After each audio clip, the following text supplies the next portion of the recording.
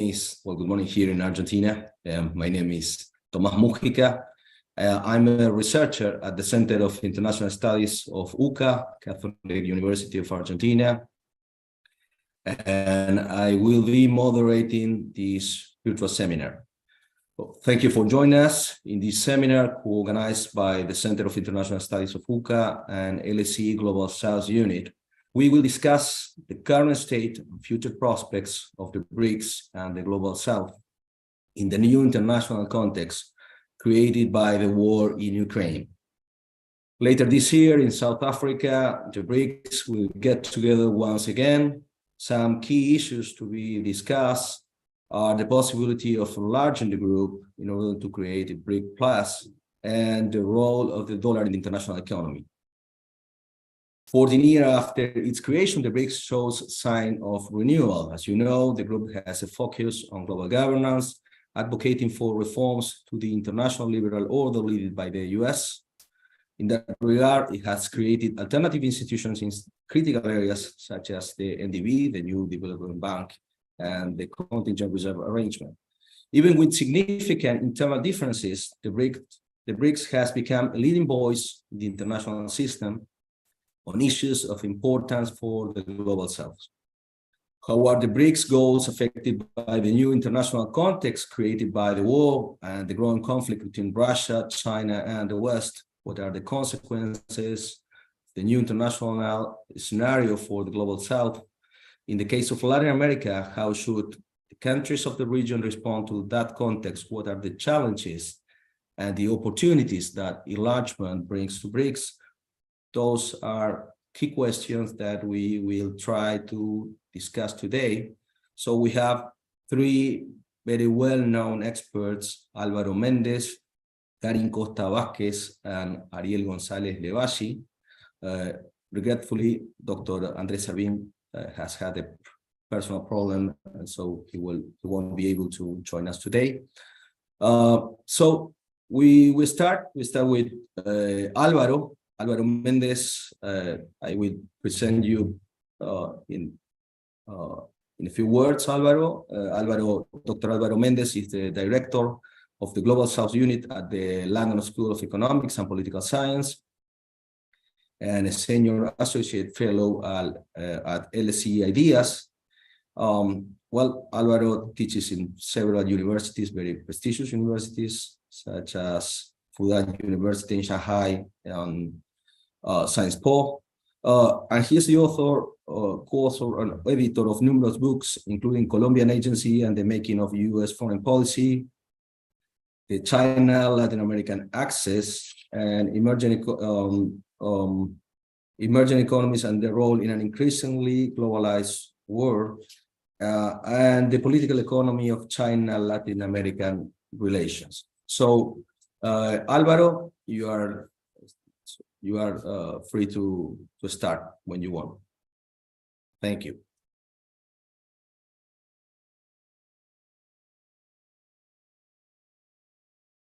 Good morning, everyone. Good afternoon for those of you who are in Europe or the UK.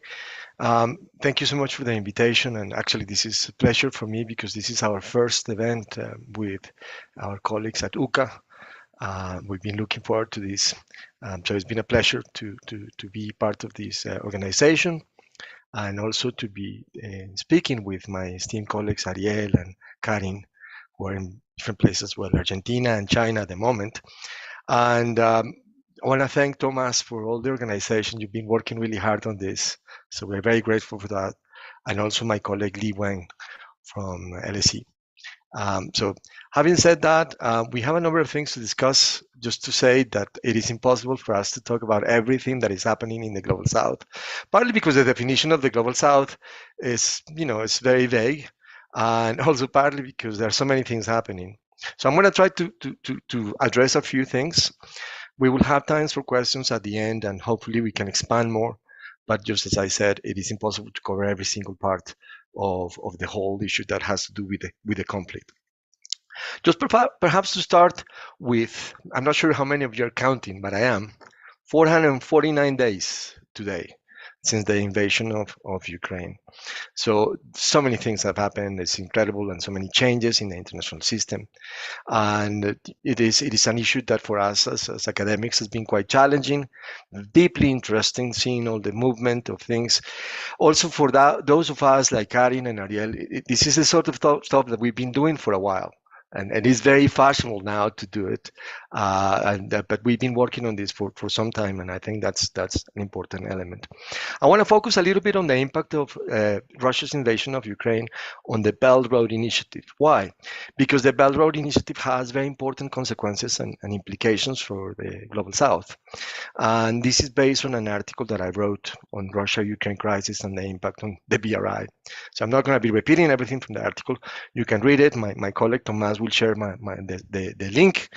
But just to start with, the impact on the BRI has been massive. And of course, Russia and China, two very important members, pivotal members of the BRICS idea. And this has been incredibly impacted by it because of the crucial connection, trade connection that exists between Europe and China. And of course, particularly the most impact was through Central Asia. The fork connecting China to Europe was disrupted, massively disrupted. It's called the New Eurasian Land Bridge. And of course, that's very difficult. Imagine if you look at a map, the route in theory, I mean, it's not that you can take a train from Germany to go to China, but if you're doing trade and you take different trains and eventually you get there approximately between 11 and 14 days from Germany to China. The normal route was China, Kazakhstan, Russia, Belarus, Poland, Germany. So that has been a route that's been used for a number of years. The Germans, I mentioned, of course, from Germany you can go anywhere, but it is important for Germany because China is the most important market for their cars. So that has been a challenge, the disruption of that, and particularly because that route is no longer possible. Technically, I suppose you can take that route too, but no one is willing to insure cargo going through Russia. No one is willing to face possible sanctions of going through Russia, and a number of other issues, including going through Belarus as well. So it's been quite challenging. So one of the things that I've been observing and I've been studying is how the Belt Road Initiative, precisely because it is an initiative, we don't really know how to define it. The initiative has been able to adapt, and China has been able to adapt to the new realities of this new sort of formation, configuration, I would say, of this. And of course, while at the same time China, staying very much sort of not clear in their position. That's been an important issue here that we oftentimes want more clarity from Beijing, but that hasn't been the case. Now, this is not new. China has been ambiguous before in many other positions, and normally in the Security Council, China and Russia, vote on the same side, and they're normally abstained. So this is not unusual. But what has been unusual has been perhaps China not being more vocal about what took place in Ukraine. And of course, now going back to the issue of trade, I make the point that by disrupting trade between Europe and China, trade is disrupted in general. And that's been the case massively, particularly because now European companies that want to send things to China have to do it by boat. So the routes, the alternatives of not having that, for example, BMW and Audi, and recently Mercedes-Benz, they said there is no question about us continuing our business in China. They have to send their cars. So BMW and Audi, for example, have been sending their cars, and they only have three options: the Panama Canal, the Suez Canal, and going via South Africa. The Panama Canal is quite far, but it's an option. The other two, one through the Suez Canal, but the other two have to go through the Malacca Strait, which, as you know, is a headache for China geopolitically, known as the Malacca Dilemma for policymakers in China. So this is an interesting reconfiguration. And one of the things that this has led us to is a re-evolution of the BRI, reconstructing routes that were not necessarily there before. And that has been very important, especially for Central Asia. If you again look at a map, these 5 Central Asian countries have been crucial. Kazakhstan has been quite happy in the past because it's the central bit of the fork connecting China with Europe.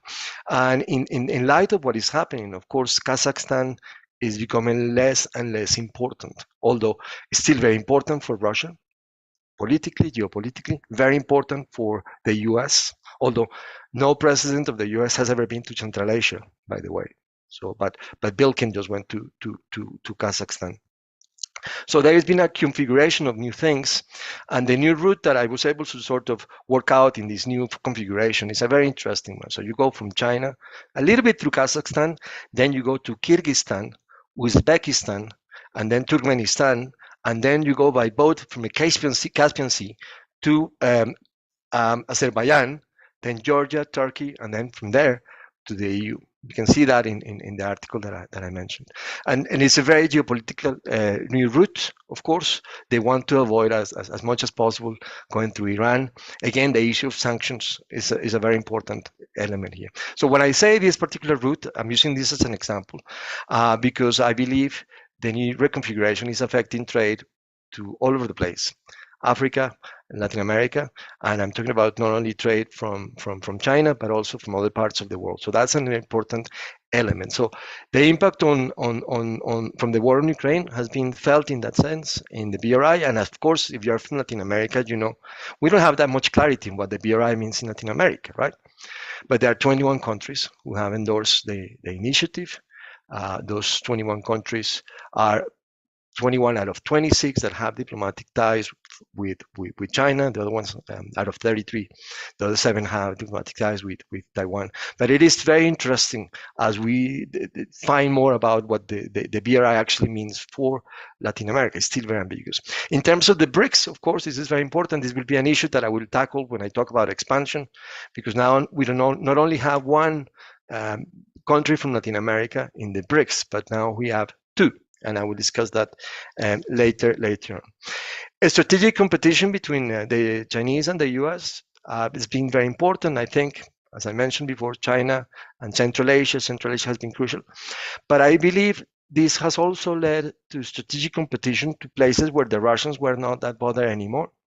And I mean, perhaps they've been catering to more than before to countries in Africa, particularly countries in Latin America. Lavrov recently visited Nicaragua, Cuba, Venezuela, and this is very important. I think he also visited Brazil, if I'm not mistaken. Karen can correct me on that. She's the expert on Brazil. But this reconfiguration is sort of moving the pieces for countries in the global south, and as you have seen, the both patterns at the UN have, sort of been challenging a little bit of what the West is been doing, or the way they vote. And of course, the case of India as well, visiting Latin America again, trying to find new connections there, and in general, that reconfiguration is creating tensions that Washington has not been facing before. Washington has neglected the global south big time. I've always said that. Just using the case of Latin America, they've been blindsided because they don't really care that much about the region. Washington sees the region as their backyard, and therefore that has been an issue. So this is creating new competition between the US and Russia and China. Also going back to Central Asia, I think one of the reasons Russia is pivoting to countries in Africa and Latin America is because the Central Asian countries have not taken a clear position on the Ukraine question. They use what they call multi-vector diplomacy, multi-vector foreign policy. By doing that, they've been trying to be neutral as possible in this configuration. So definitely lots of strategic points that I'm sure my colleagues will be discussing later on. And finally, BRICS expansion. Of course, we all been following the BRICS since the acronym was created, but more so since the establishment of the new development bank. For me, the BRICS, of course, is this cooperation between these 5 countries. But I sort of measure it. It's easy for me to measure it in terms of a new development bank, or the new development bank, which is based in Shanghai, which Karin is also an expert on this. And this has been very interesting because we have seen the expansion. It went from being 5 members to 9. In all fairness, a lot of people in the media have been saying that this expansion has taken place because of the Ukraine war. No, that expansion has taken place, or it started taking place before the invasion, the Russia's invasion of Ukraine. But it's very interesting that expansion went from 5 countries, the regular BRICS, to 9, and including Bangladesh, Egypt, and United Arab Emirates. The 4th one, for those of you who are in Latin America, is just around the corner, Uruguay. Uruguay has not completed their membership. They are in the process of doing so. They are a prospective member, but very likely to become a full member soon. That will make 9. And of course, the question, as Tomás was arguing before, would there be any new members? Would there be new countries joining the bank? That's a difficult question. That's a difficult question for a number of reasons, starting with the fact that the New Development Bank is being very careful about who they invite. I mean, Russia has been, as a member of the New Development Bank, sort of recommending new members. Just to add to what I was saying too, Russia's projects at the NDB have been put on hold. So that has also affected the configuration, and Brazil has gained a better position in terms of receiving funds for new projects than before, because Russia is not giving new projects. But the expansion is not as straightforward. The NDB has 3 criteria. First, of course, development need. You have to be a country that has that need. Second, you have to be a country that has good credit ratings. They want to avoid a country with financial weaknesses. And third, which is a very interesting one, is geopolitics. In order to become a member, all the founding members have to be supportive of that. So that's interesting, and particularly the member that is from the region. So in the case of Uruguay, the support of Brazil was pivotal, and that's also interesting in light of what is also happening with Uruguay and China and their attempt to establish a free trade agreement, challenging Mercosur countries in many ways. I'm sure my colleagues will go to that in a little bit more detail. So all of these things are very interesting in the middle of this, and I believe this will continue to be the case as we think about the expansion, as the configuration specifically for the New Development Bank has been happening. As you know, Dilma has just been appointed as the new president of the NDB, right in the middle. These 5 years were supposed to be for Brazil. They are for Brazil, but Brazil only has 2 more years to go, and then it will go to South Africa.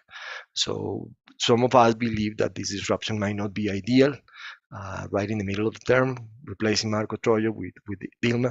But we'll see what happens. It could actually be beneficial for that. So having said that, I'm going to give the floor to Karen, I believe, who's next. And thank you. Well, thank you, Álvaro, for this really nice presentation. And we'll continue with Karen Costa Vázquez. Professor Karen Costa Vázquez is Associate Professor of Diplomatic Practice and Assistant Dean for Global Engagement at OP Jindal Global University School of International Affairs in India. And she's also a Fuldan Scholar at the Center for the BRICS Studies at Fuldan University, and a visiting scholar at Far Eastern Federal University in Russia. Karen is a career civil servant, currently lead from the Brazilian Ministry of Foreign Affairs from Itamaraty, where she has assisted development cooperation initiatives in Africa and Latin America. She holds a master's in economic and political development at Columbia and in international comparative politics at University of Brasilia. And well, she writes in very prestigious journals and participate in leading media outlets. So Karen, you can start whenever you will. Thank you. Thank you very much, Tomás and Álvaro and Ariel for the invitation. It's a pleasure to be here discussing such a timely, relevant topic. And as Álvaro mentioned at the beginning, many of us here have been working, observing, engaging, doing research on BRICS for several years. So it's always a pleasure to be among such a qualified panel And here today, I think I would like to make two main points. My argument is essentially that the economic, political, and geopolitical conditions that led to what I call the paralysis of the BRICS in recent years, and here we assume there was a relative paralysis of the BRICS, and mainly over the past 4 years, they are changing now. And in the new context, the BRICS might be more successful in pushing for its original motivation, which is promoting a more equitable global governance. So based on this argument, I'm going to elaborate on some thoughts from previous research that I did, in which essentially I review some of the evolution of the BRICS countries until today to make the claim that we might be now in a crossroads in which BRICS is not only revitalizing after this very challenging period that preceded where we are, and could be even charting a new way forward for the grouping and for the world. And here I would like to begin with the point that since its creation and since the first Leaders Summit in 2009, the BRICS, they have expanded its activities on several fronts. But it was mainly the financial cooperation that gave visibility to the group and that ensured that it delivered concrete results. And Álvaro already mentioned the creation of the NGB, the Contingent Reserve Agreement. But in the first cycle, if we go backwards in time, in the first 5-year cycle of the BRICS between 2009 and 13, the 5 countries, they advocated for the reform of the IMF, the World Bank, to reflect precisely the rise of the global South, and they were relatively successful in that attempt. Moving forward, in the second 5-year cycle between 2014 and 18, the BRICS were successful again in offering alternatives to the international financial architecture, as I said, through the creation of the NGB, the CRA, to provide liquidity and also infrastructure financing for emerging economies and developing countries. But unlike these 2 previous cycles, the third 5-year cycle of the BRICS, which is from 19 to 2023, was marked by significant changes in the political orientation and the economic slowdown in virtually all of the members of the BRICS. And this situation led to what I called at the beginning this relative paralysis of the group.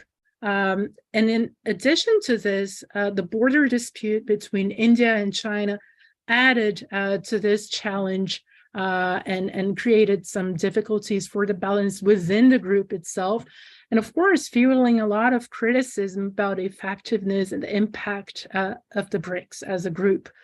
And I have argued in my research in the article Brazil and BRICS multilateralism a la carte, that these shifts, they have pushed the BRICS from what I call a concerted modus operandi to more bilateral forms of engagement amongst the 5 members in different geometries, mainly on issues related to trade and economics. And in Brazil, this is very clear, where the BRICS membership facilitated dialogue between Brazil and India during the pandemic, for example, for the supply of vaccines, and even during the war with Russia for the supply of fertilizers when the global food chains, value chains were disrupted by the war.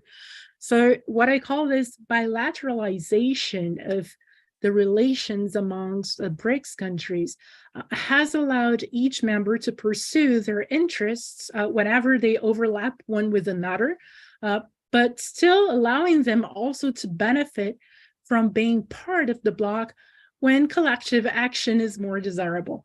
But while this flexibility gives, this arrangement, this bilateralization gives more flexibility to the BRICS countries, it also hindered consensus building and to my view, most importantly, concrete action at the multilateral level.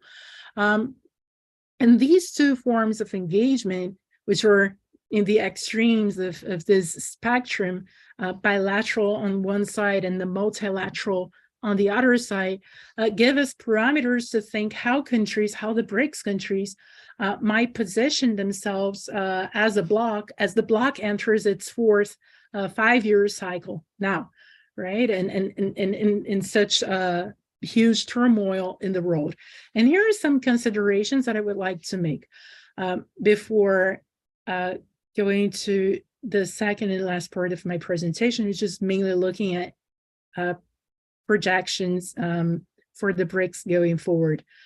The first one is that the political and economic conditions that led to the relative paralysis of the BRICS in the previous cycle, they have changed. And they have changed as countries invest in post-pandemic recovery and increasingly see China as a partner in this process. And this was crystal clear when President Lula came to China last month and said that China is a partner for the transition that we want to promote in Brazil towards a low carbon, high growth economy, a partner in the reindustrialization of Brazil based on a more inclusive and sustainable model. And the return of one of the BRICS founding, speaking about Lula, the return of one of the BRICS founding fathers, Lula himself, also renews a possibility of cooperation between the 5 countries at the multilateral level. I think the second condition is that even though the India-China border dispute remains, I believe that the war and the growing conflict between Russia, China, and the West, they revive the original motivation of the BRICS. That is to create a global governance that is more representative and conducive to countries' development. And the war and the growing conflict between Russia, China, and the West have also led many of the emerging and developing countries, including BRICS countries like India, to pursue independent foreign policy decisions while still maintaining strategic partnerships. And there are several. This is a very popular in Latin America today, the active non-alignment and the revival of the non-alignment as a concept guiding foreign policy in many of our countries in Latin America and the world. And this has, to my view, relativized intra-BRICS tensions and the balance within the bloc. So given these considerations, what's next for BRICS? I think that's the key question mark. I said we're at the beginning that we're just starting of a new cycle of 5 years, closing the third cycle and about to begin the fourth cycle next year, and in a crossroads in global geopolitics and in changing dynamics in international order. So what's next for the BRICS? I project that the BRICS countries, they will continue to emphasize their bilateral ties, yes, and again, mainly on the economic and commercial fronts. But more and more, they realize that this is not enough, that it doesn't speak to the full potential that the bloc can offer. And in this new international context, it has showed the need to recover some of the level of multilateral consultation towards a more equitable global governance, reviving the original motivations of the bloc. And as in the previous cycle, I believe that financial cooperation is probably the most promising area going forward. And the revitalization of proposals like the BRICS payment system in local currencies, and the NGB lending in local currencies, which the current 5-year strategy of the New Development Bank sets a target of 30% of total lending in local currencies. And the bank has actually already started to lend in RMB, and it has plans to lend in the other currencies of the other members.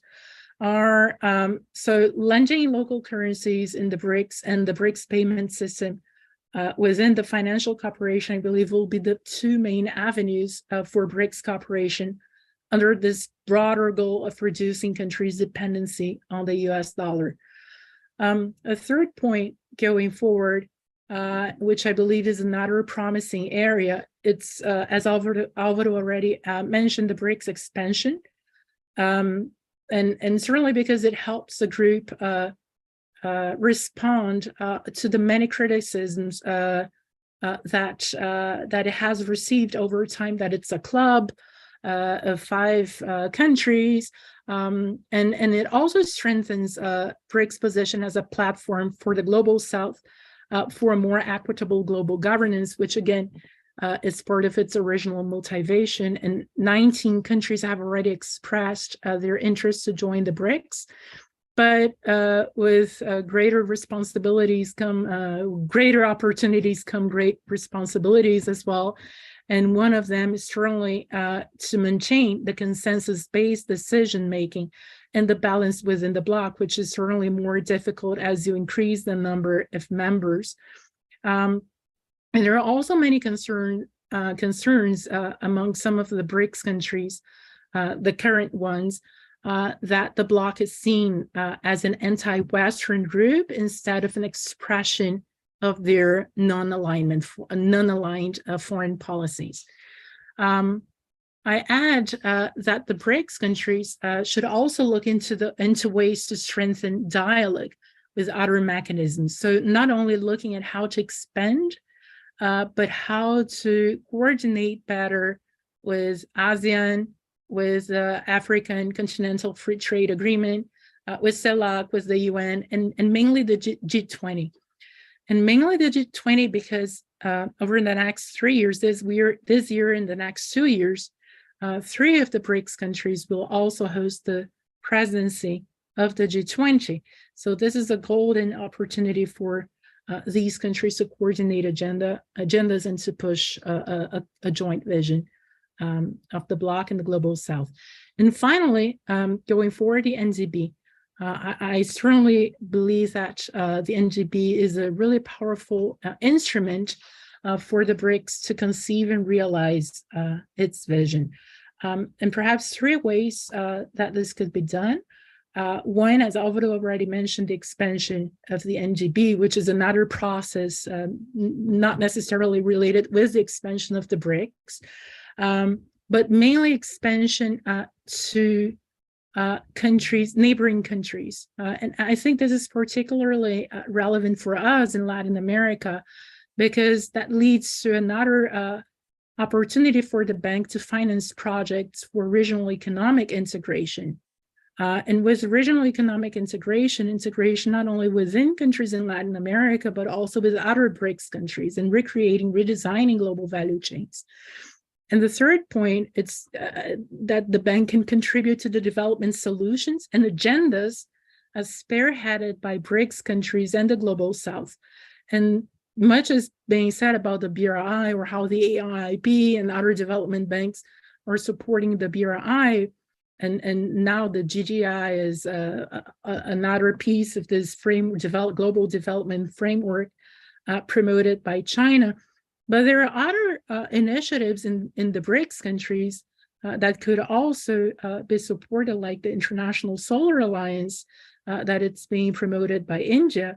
There are discussions on the creation of an international biofuel alliance. So these different agendas could also be supported by a financial institution like the NGB. So just to conclude, I believe these movements indicate the potential of the BRICS and the Global South to strengthen multipolarity and to create a new global governance. And we need to keep the leadership and the momentum going. Thank you very much. Well, thank you, Karen, for your great presentation. And so we now have a final presentation by Ariel González Levaggi, who is Executive Secretary of the CEI, the Center for International Studies at UCA. And he's also an associate professor here, the director of the US study program, And well, he's the author of Confrontation and Cooperative Regional Orders, Managing Regional Security in World Politics, and From the Indo-Pacific to the South Atlantic, Maritime Strategies of Great Powers. Ariel holds a PhD in International Relations and Political Science from Koç University in Turkey, and MA in Political Science and Sociology from Flaxo in Argentina. So Ariel, you want to start? Thank you. Thank you, Tomás. I'm very glad to join the stage with such prestigious colleagues from LSE and from like international universities. So my main issue of concern about this presentation is about the BRICS expansion impact on global governance, and also about how it's shaping or reshaping the multilateral shopping forum. South Africa will host the 15th BRICS Summit in Cape Town in 2 weeks. And the BRICS, as Karin underlines, is back on the global agenda. And there are 2 main reasons. They're non-aligned or neutral position in the Russia-Ukrainian war that's plays in favor of the Russian approach, and the expansion plan, which will have a serious test in the upcoming BRICS conference. So my key argument is that the BRICS expansion plans, in addition to the NDB internationalization, could change the nature of the forum as the main channel for global South perspectives, but also as a multilateral dispositive to challenge the G7-based framework based on a Russian-China axis. For example, looking for alternative for dollar hegemony, as for example, the trade or investment in local currencies.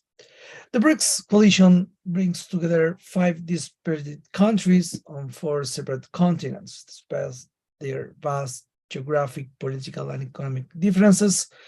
These, at least until recent years, rising powers have found some common ground in contested parts of the current global governance system, and in launching novel institutions, such as the new Development Bank, that are at least partly designed to place pressure on established multilateral organizations, at least in the first period of this informal forum.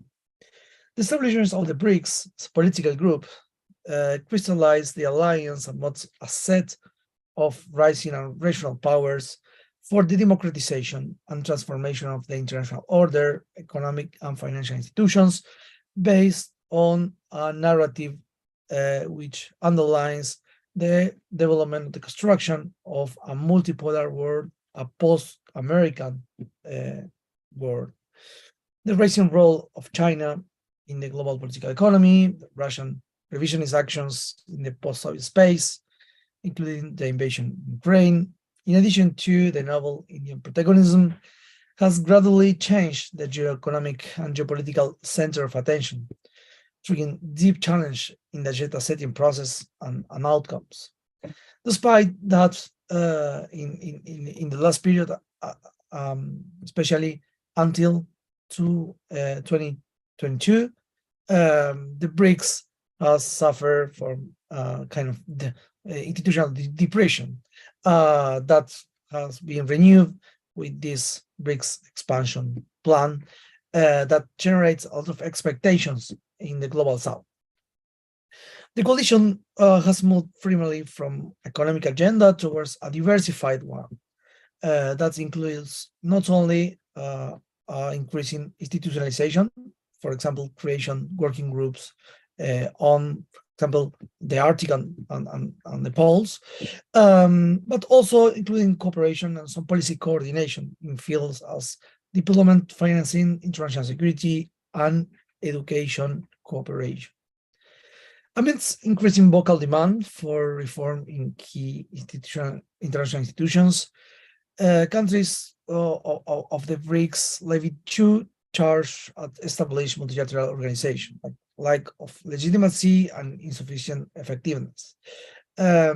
Even having a constructive positions in the G20, this organization has suffered in the last year also from the current geopolitical tensions, in which the G20 is actually less relevant than 10 years ago. So, in addition to claiming that those arrangements and international institutions do not reflect the current global power distribution, the BRICS have repeatedly criticized this architecture for its inability to meet the development challenge of the new millennium. So, in multilateral ways, like pushing for the creation, for example, of a MDB bank, but also in kind of unilateral initiatives, developing new initiatives like the BRI, the Asian International Infrastructure Bank from China, or for example, the creation of the Eurasian Economic Union after the 2014 Crimea annexation by Russia. So, one key challenge for the coalition have been how to move beyond this contestatory stance to propose concrete alternative efforts. So the BRICS has started to propose alternatives by looking the path of least resistance, areas in which the 5 member states are most successful at overcoming differences and finding sufficient common ground to launch concrete initiatives with long terms. In some areas, such as international security, finding this path of less resistance have proved difficult, partly because there is a salient cleavage within the coalition that affects some of the key strands of security issues, namely the membership of China and Russia in the National Security Council, while Brazil, India, and South Africa aspires in some moment to become part of this key institution of international security governance. So, a key test for the BRICS international security agenda was the Russian military intervention in Ukraine. Speak why? Well, a BRICS member, Russia, used unilaterally military force against another sovereign state, something that seems to be at odds with the BRICS principles. After the Russian invasion, the West responds very determinedly to the Moscow military actions, imposing a series of international sanctions that aims basically to impact seriously not only in the Russian economy, but also in the Russian insertion in global and political economy, in addition to freeze all kinds of interdependence from energy to financial ties. However, no one of the BRIC countries joined these Western efforts to isolate Russia, although they have different approaches. China recognized that Russia had security concerns on Ukraine and also proposed a path to reach a peace proposal that is basically nowadays going nowhere. Brazil also presented a case for neutrality, even in Bolsonaro years, and in the Bolsonaro or Lula current administration. Despite that, Brazil condemned the Russian invasion in the General Assembly of the United Nations. That it's also betting for the peace camp narrative and try to gather a group of countries, especially from the global south, in order to present a peace proposal to mediate in this conflict. Something that South Africa has also offered in leading the African Union efforts. That's in the last days has also offered a peace proposal for ending the Russia-Ukrainian war. At the same time, India have an independent, non-allied position vis-a-vis the conflict, while taking advantage of lower prices for energy goods. That's the case not only for India, but also for China. So at the end, being member of the BRICS means that those countries try to, in some sense, take care of the relation with Russia, feeling the strategic partnership, not condemning openly the Russian actions in Ukraine. Additionally, the group members shows a particular sort of solidarity in different international fora.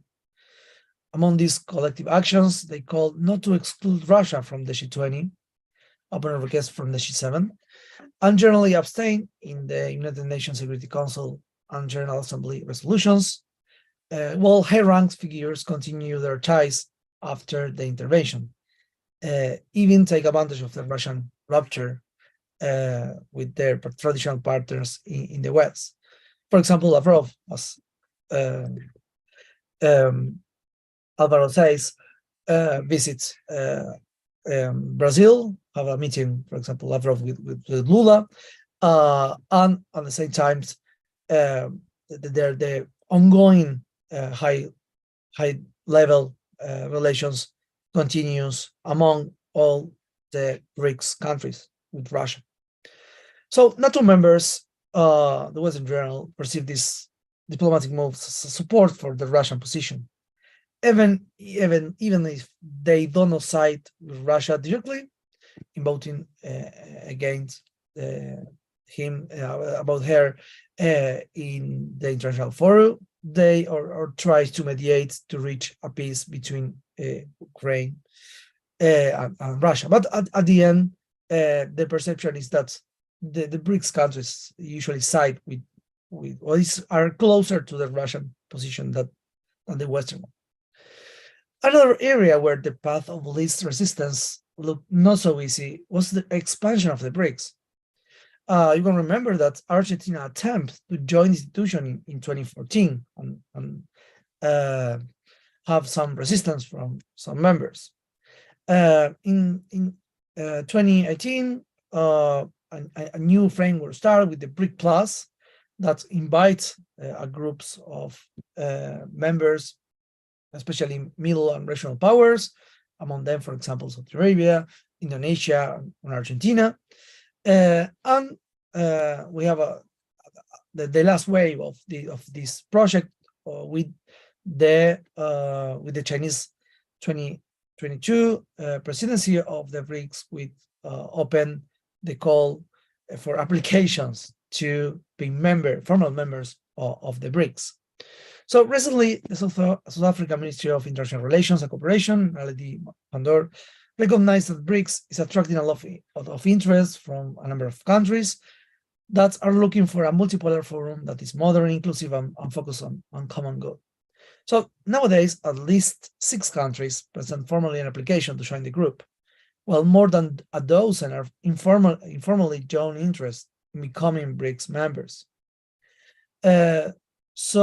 But this is something that is still in the making, that we actually don't know the proper way how the BRICS country will select those who actually apply, or if it will be restrictive or not.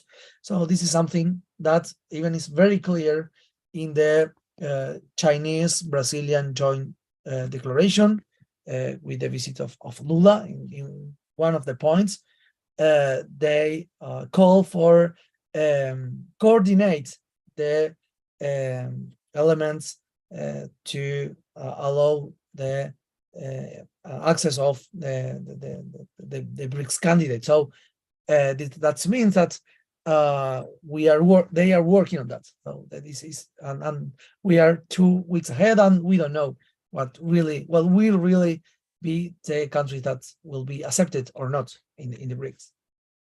So in the multilateral foreign shopping, BRICS shares are rising in the global south. That's very clear.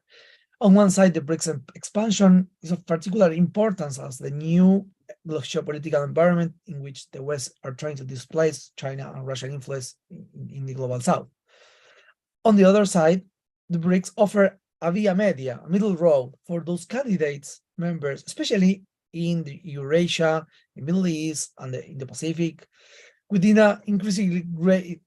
within the context of an increasingly great power competition. Even if China and Russia belongs to BRICS and sometimes have been the main drivers of the agenda, other original BRICS members have a non-aligned stance in this geopolitical scenario, based on their own interests and the common BRICS approach of multipolarity, which involves principles like mutual respect, understanding, equality, and solidarity.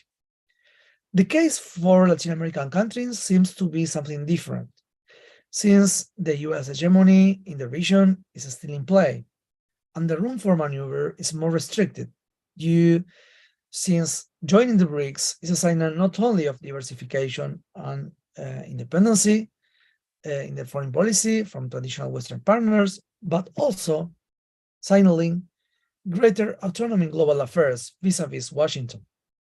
So at the moment, only 2 countries have applied from the region with a very different profiles: Argentina, embedded in an endless economic crisis, and Nicaragua, heavily under criticism due to the human rights systemic violations.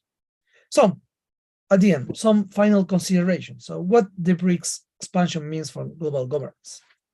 So this is a very personal opinion. Strengthening the BRICS means weakening G20 and challenging G7, at least from a narrative perspective. So BRICS and the expansion of the BRICS can help to channelize global South perspectives, but it doesn't mean that global governance will be strengthened. On the contrary, joining BRICS is a way to diversify strategic ties, not to challenge geopolitically the West in the Eurasian realm or in the Pacific area, but at the same time, it means that the countries, especially regional powers, middle powers, are trying to go beyond the liberal international order and building kind of a third bloc. But the problem that the third bloc that maybe could be developed within the BRICS have the great power competition itself, because China and Russia are members, so it's very difficult to think that you can move independently from this great power competition, being in a bloc that is where China and Russia are members. So I think this is a very delicate geopolitical balance that the regional powers had to deal in the next years. So at the end, the BRICS expansion calls for to rethink the current geopolitical, geoeconomic arena. I think that's the development of this expansion will have serious impact, at least in the narrative of great power politics in the current scenario. Thank you. Well, thank you, Ariel, for a very interesting presentation. And so we are now open to questions. I don't know if anyone wants to start. Martín, I veo Martín Piñeiro. He's raising his hand. Martín.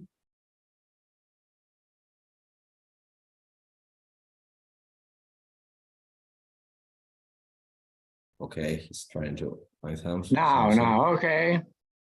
Thank you. Good morning. Thank you very much for 3 very interesting presentations. I would like to sort of ask a question related to the last comments made by Ariel, in the sense that the BRICS have been seen as something representative from the global South and something related to non-alignment. But it seems to me that since the Black Sea War and the reconfiguration of geopolitics, and in particular decoupling, friendshoring, and all those concepts that have arisen.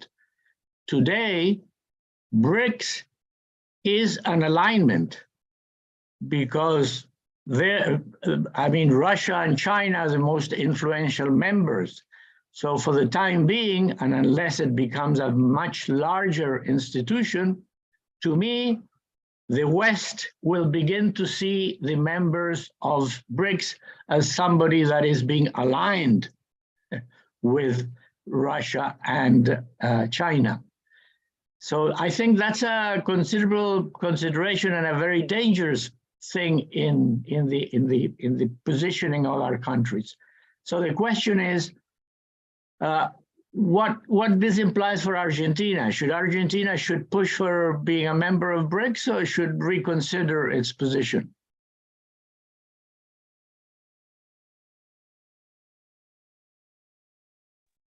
Ariel, you want to react? Okay. Yeah, thank you, Martin. So very interesting, very timely question. Actually, is part of the current discussions about experts, but also in the political arena, because we are in an election year. Right now, like not only applying but being member of the BRICS is perceived in Argentina as a way, especially in the position, to side with China and with Russia. So I think it's kind of a very straightforward, very direct interpretation of what means being members of the BRICS right now, especially in the aftermath of the Russian invasion of Ukraine. So because why? Well, you will be in a group with Russia. You will participate in high rank chief of staff and government meetings with Putin. And this is something that's for the opposition are actually against. The current officials of the government says that's is part of this idea to become part of this multipolar arrangement, diversify the relations. But here we have a political drift here about what means for Argentina to enter into the BRICS. So I think I will close my question, not to take too much time.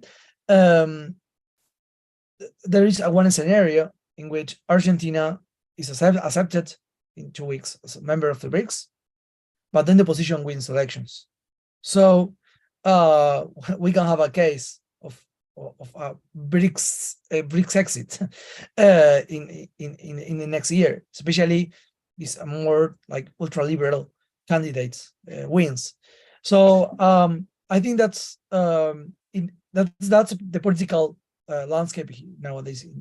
I think, in my opinion, to join the BRICS right now, I think it's too late but joining BRICS nowadays is clearly a signal in a context of strong weakness, economic weakness. That's Argentina is looking for alternative to Washington and to the West. This could be very costly, especially if Argentina needs the IMF support, and we will need for a very long time. Thank you. Thank you, Ariel.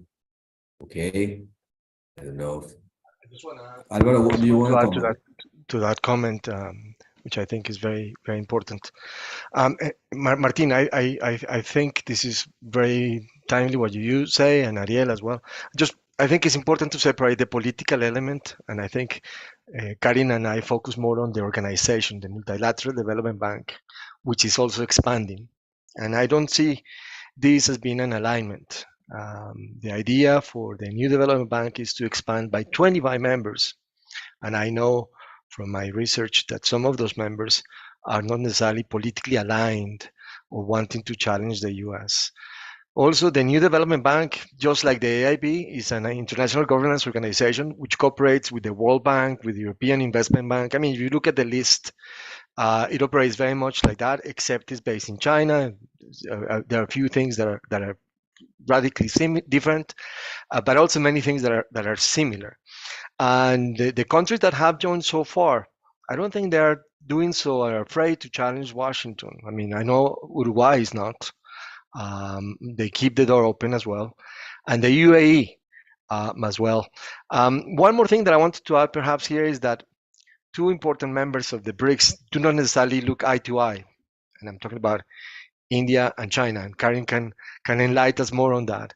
But also to go further and to say that although Russia and China are very close, and we tend to think they're very close, historically speaking, Russia and China have not seen eye to eye either, even during the Cold War. The Sino-Soviet split, which I think is a different context now, but is more of a context of necessity. China needs the oil that comes via land to strengthen their position on the Malacca Strait. You know, the weakness of a possibility of an interruption of supplies, of energy supplies, and trade in general from the Suez Canal. That's it. Well, may I add a few yes, thoughts sure. as well? Please, Okay. please go ahead. Thank you. I just wanted to challenge two points in the question that Martin raised, which I think is very valid and reflects a lot of the discussion. But I have to challenge the first point in the question that says, when he says that Russia and China are influential members and close allies, and this would lead to a perception that aligning to BRICS would necessarily mean that countries are aligning to the Russian and Chinese bloc. I think it's important. Yes, this is not to negate that the influence of Russia and China in BRICS composition, but we also need to take into account the important role that other countries play in balancing this power. And India specifically, over the recent years, has been a very good example of how this balance or this check on China mainly within the BRICS. So I wouldn't affirm categorically that joining the BRICS necessarily means aligning or siding with Russia and China.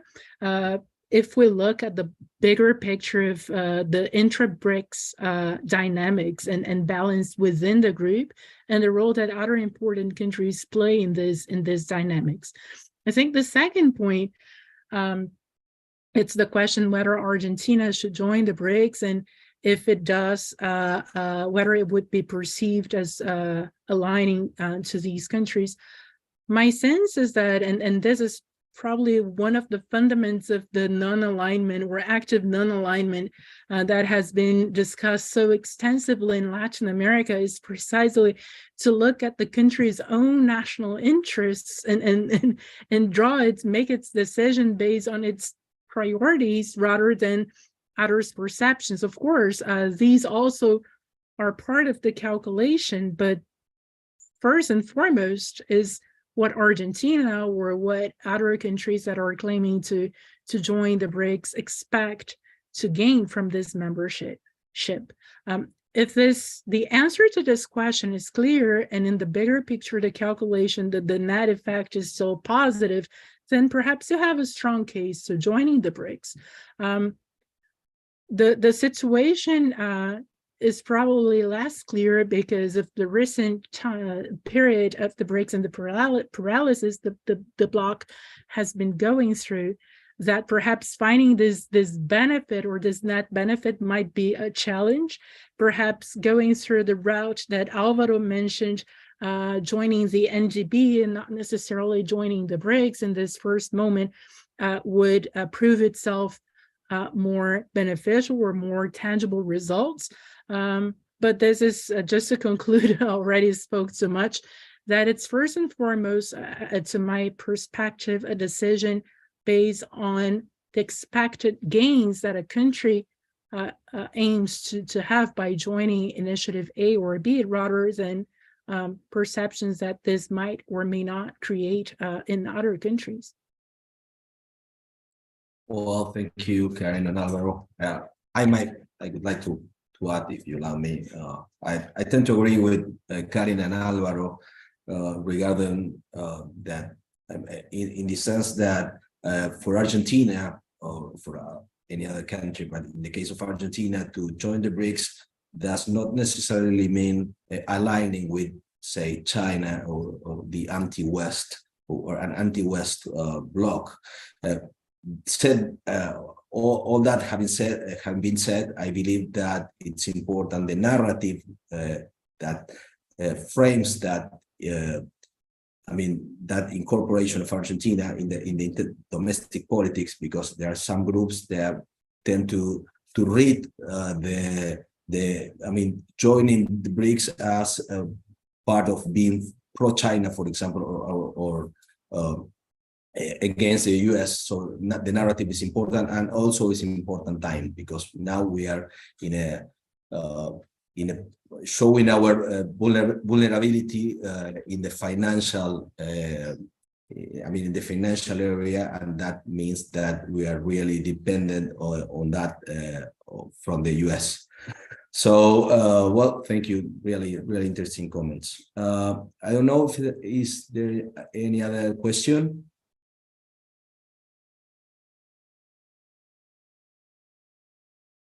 Okay.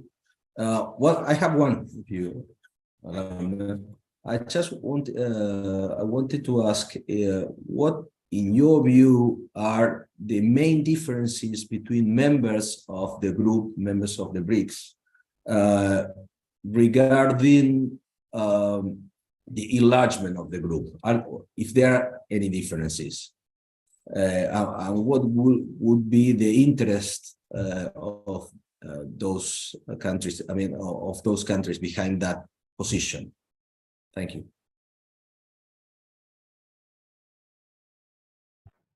Should I start, or we get started on that? Sure. I just wrote an article on that, which I think my colleague Lee shared with you.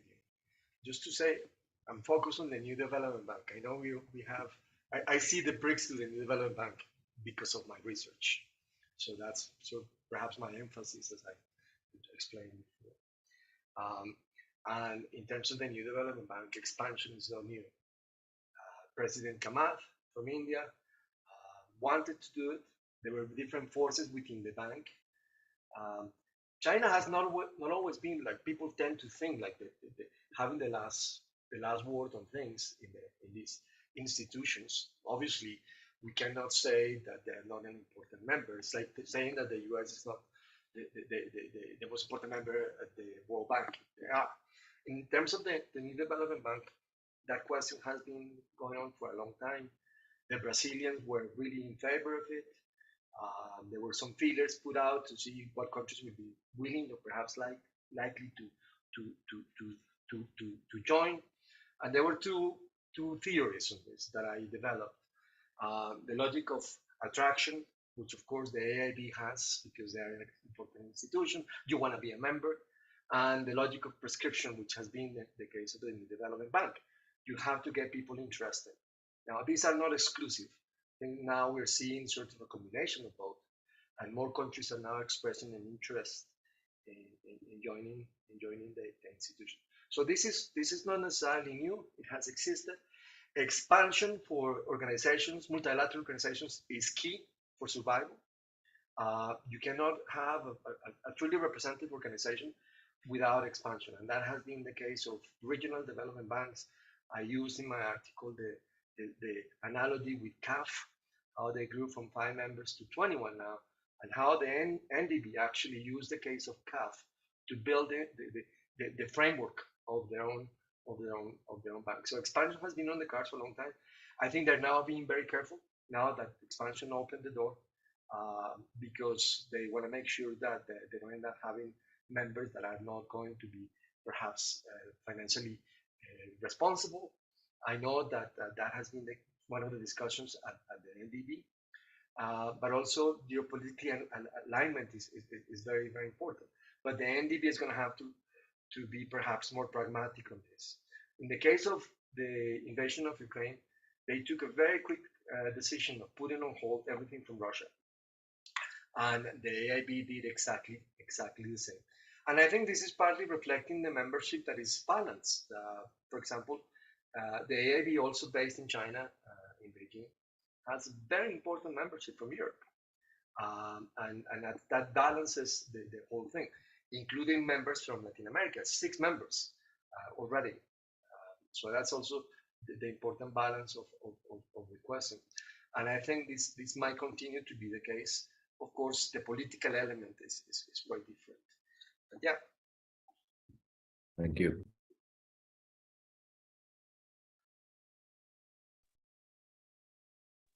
I don't know if there are any. Yes. May I? Very briefly on BRICS, I mentioned that maintaining the consensus-based decision-making was one of the concerns. As you expand, it becomes more difficult, right? So this is one of the challenges countries are considering in BRICS expansion.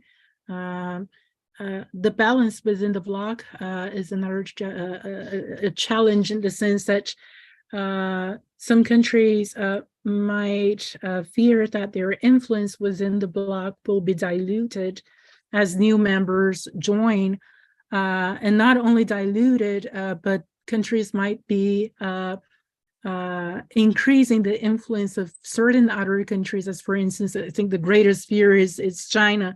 If the new members are closely aligned with China, and to what extent this would increase it or even further the importance of the country in the bloc.